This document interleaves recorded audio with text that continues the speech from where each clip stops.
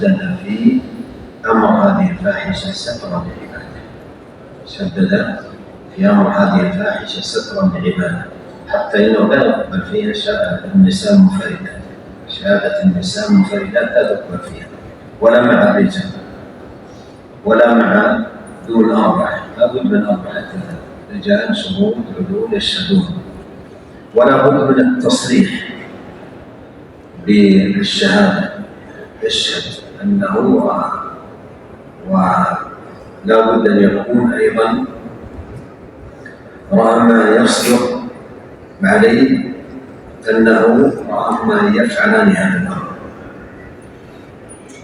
أنهما يفعلان هذا الأمر كما دلت على ذلك الأحاديث الصحيحة، وتومل إليه هذه الآية بما قال فاستشهدوا عليهن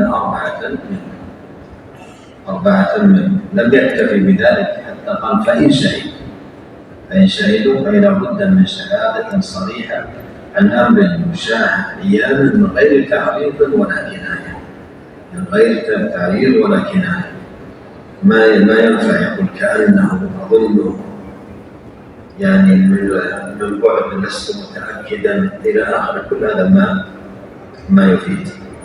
ويؤخذ منهم أن الأذية في القول والفعل والحبس قد شرع الله تعزيرا لجنس المعصية التي يحصل به الزجر.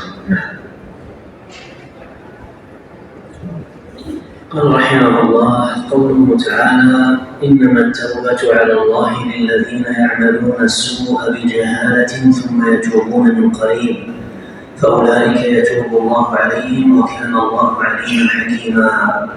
وليست التوبة للذين يعملون السيئات حتى إذا حضر أحدهم الموت قال إني تبت الآن، ولا الذين يموتون وهم كفار أولئك أعتدنا لهم عذابا أليما.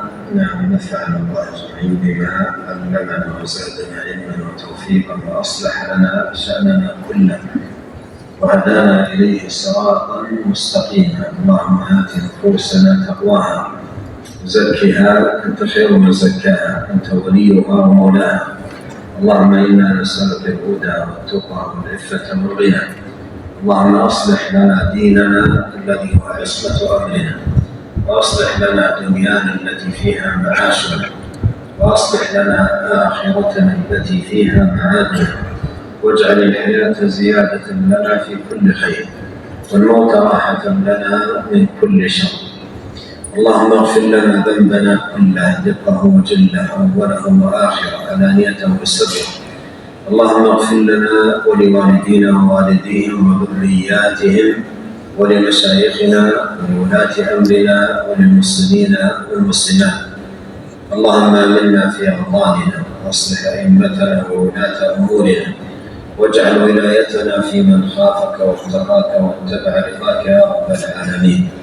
اللهم وفق ولي أمرنا لهداه، واجعل عمله في رضاك، وسدده في أقواله وأعماله. اللهم وفقه ولي عهده لما فيه صلاح البلاد والعباد، ولما فيه عز الإسلام وصلاح المسلمين.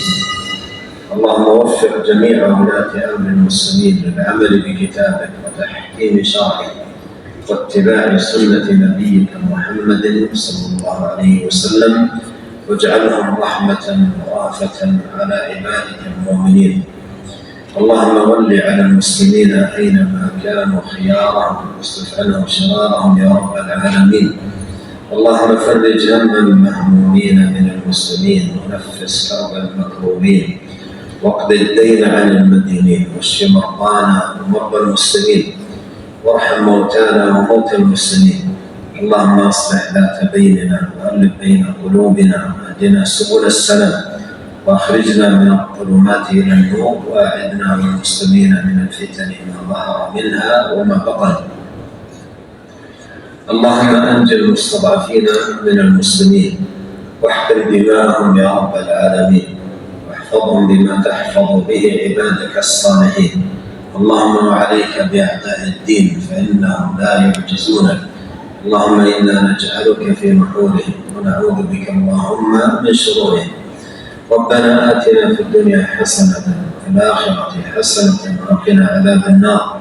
اللهم يا مقلب القلوب ثبت قلوبنا على دينك. اللهم إنا نسألك لذة النظر إلى وجهك والشوق إلى لقائك في غير ضراء مضرة ولا فتنة مضلة. اللهم زينا بزينة الإيمان واجعلنا هداة مهتدين غير ضالين ولا مضلين.